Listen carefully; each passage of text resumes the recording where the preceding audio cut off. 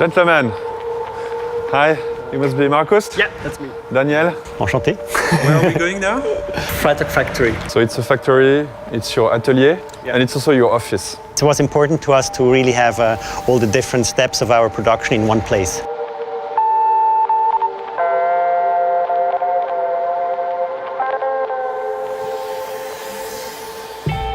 Freitag Brothers.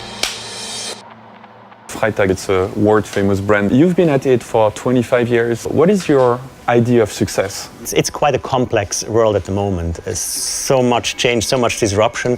And I think many of the challenges are too complicated for one mind, one person. And I think maybe success is if you're able to set up an organization where the parts of it make more than the sum of it. I think for me, the biggest success of Freitag is actually the impact, which is much bigger than, for example, the turnover we do or the amount of bags we do. It's a symbol for a certain way of sustainable lifestyle, or it's inspiring a lot of people to also go in this direction. And I think that's the biggest goal, if people start to think the way we did it. Because we never wanted to do a business, I think then you don't have this kind of trigger in your mind. There has been two brothers from beginning on. It's one of the most beautiful things, if you could say, like my company is my family. Maybe this helps to build this framework for such a culture.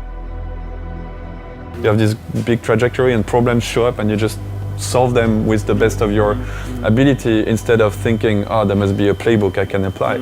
The design kind of processes applied to business. And I think this was just something was just normal for us. This is the way you work. We didn't know anything other than that have been our patterns when we have been educated. From that point of view, I think it was a big chance that we didn't go through the business school.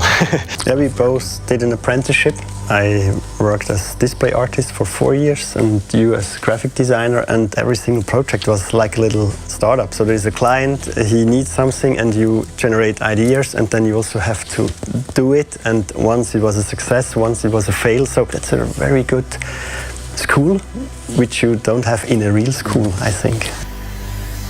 There is this different field called business, and there's people who learned to do that, and they came from business schools and MBAs. Then you kind of start to listen and to take on their patterns and rules, and you start, oh, it must be successful, it's proven. But sometimes maybe it's not your way. And I think now it's a time where I start to believe more and more in our way and say, like, this could be new school, this could be teach someday. When you meet young entrepreneurs, what would be the advice you would give them?